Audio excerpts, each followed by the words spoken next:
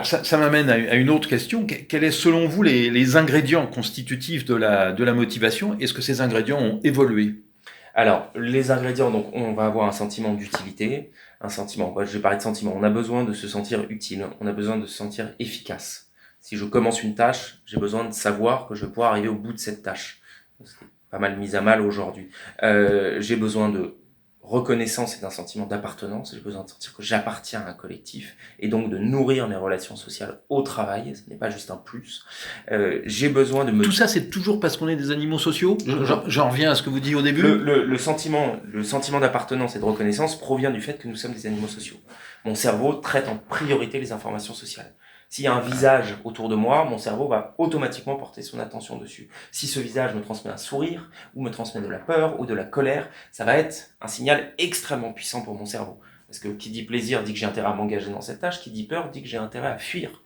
Il en va de ma survie. C'est ça dont on parle quand on parle d'animaux sociaux. C'est très animal. C'est instinctif, ça nous vient de l'évolution. Hein. En fait, tous ces mécanismes nous ont permis de survivre pendant des millions d'années. C'est pour ça qu'ils ont été transmis à la génération suivante. Donc quand on parle de mécanismes, ça vient de là en réalité. Et donc ça veut dire aussi qu'on ne peut pas aller contre. On l'a vu pendant le Covid, le moment où tout d'un coup je me retrouve tout seul chez moi et je passe toutes mes journées en physio. Réalité, on sent bien que là ça va plus du tout. J'ai besoin également de me développer, j'ai besoin de nouveautés.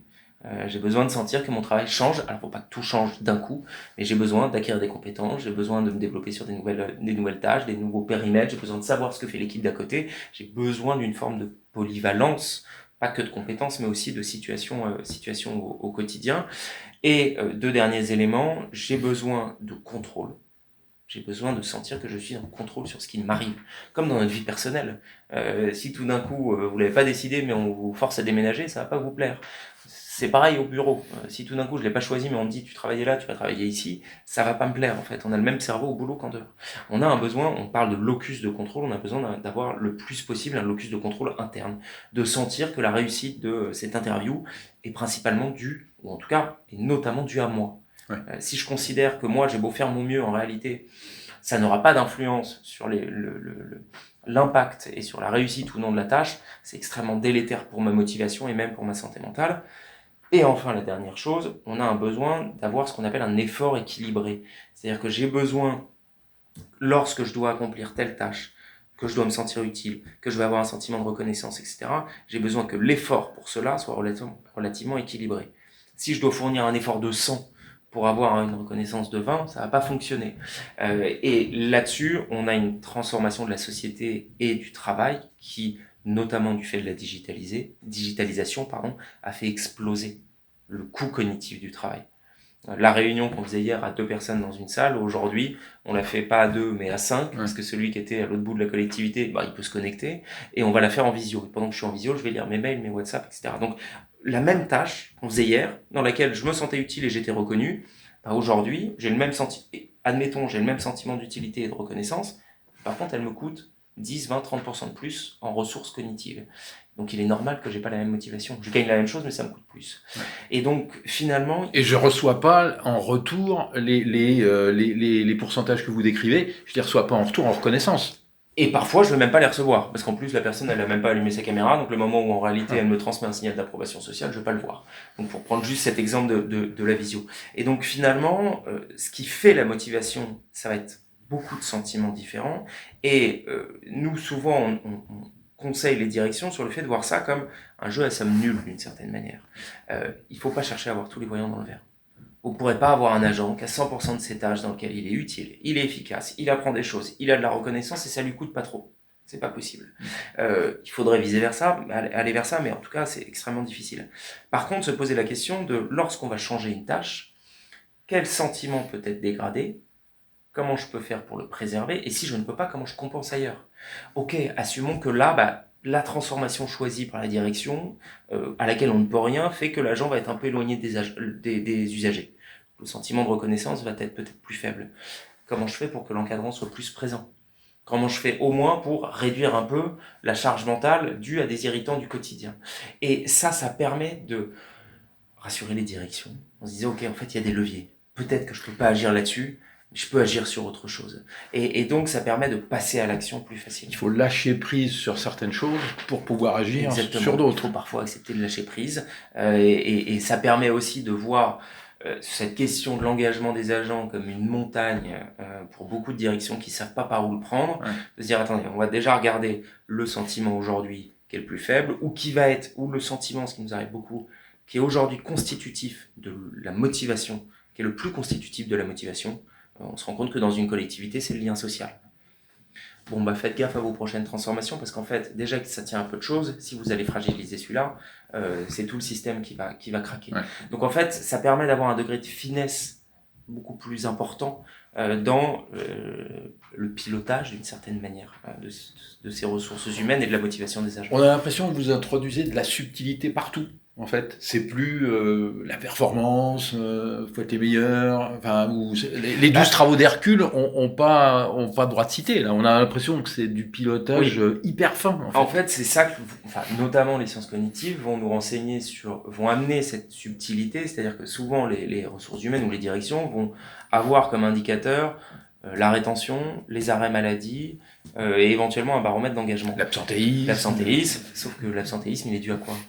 Est-ce qu'il est dû à un manque de capital social ? Est-ce qu'il est dû à une charge mentale trop importante ? Est-ce qu'il est dû à un manque de contrôle ?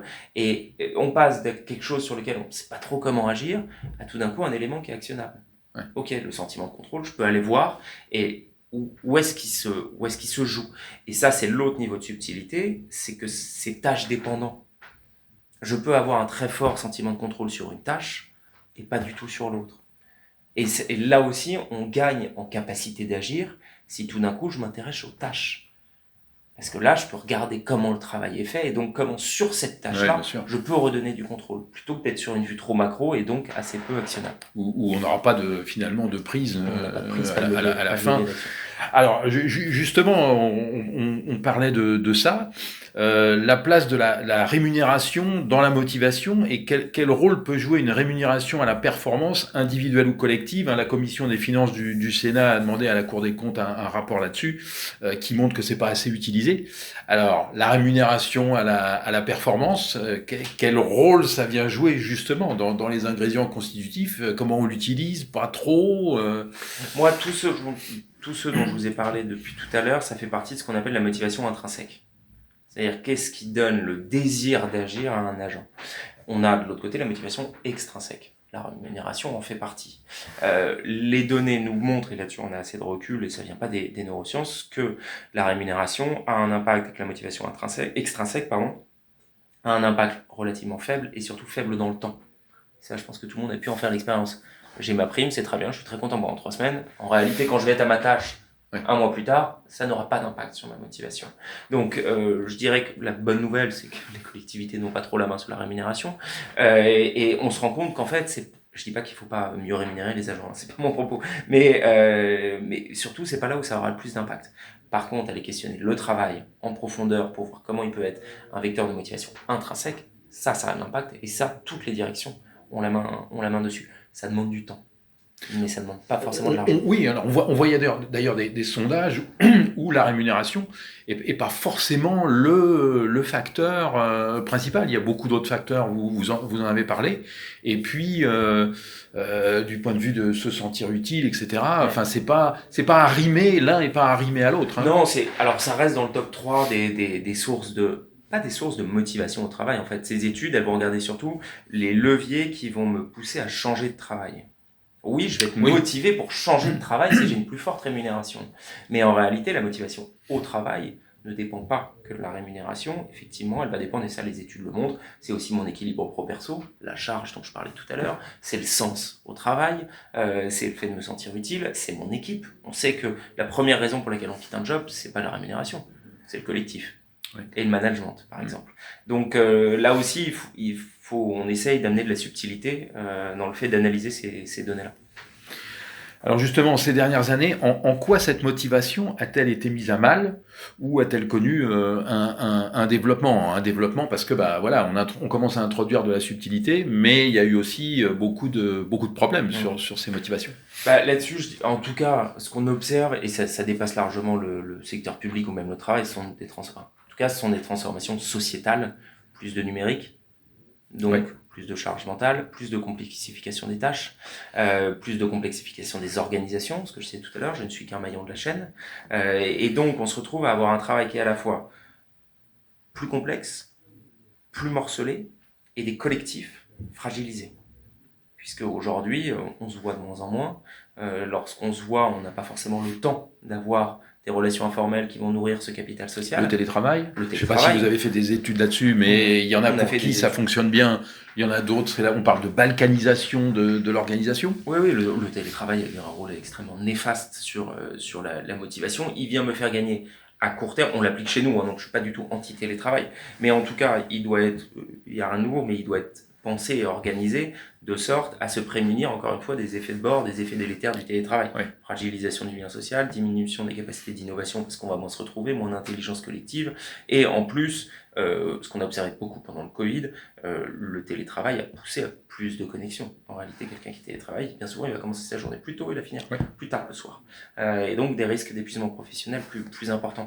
Donc là-dessus, je dirais qu'il faut que les directions, mais elles le sont de plus en plus, soient conscientes qu'en réalité, au-delà de leur sort, de l'organisation, il y a une lame de fond qui vient bousculer le travail et que cette lame de fond, elle est plutôt délétère pour la motivation des agents. Donc il faut une proactivité des directions pour se dire, ok, comment je fais pour ne pas être anti-techno, ne pas être anti-télétravail, absorber ces évolutions de la société, mais les absorber de sorte à toujours questionner et limiter leur impact délétère sur la motivation des agents. Oui, il n'y a pas de solution, encore une fois, toute faite. On voit bien que tout ça, j'avais dit au début de l'entretien, c'est complexe. On le voit à quel point, notamment quand on parle de cerveau humain. Oui, quand on voit la complexité il n'y a pas de solution toute faite. Et la complexité des organisations, on se rend compte qu'il peut pas y avoir de solution toute faite.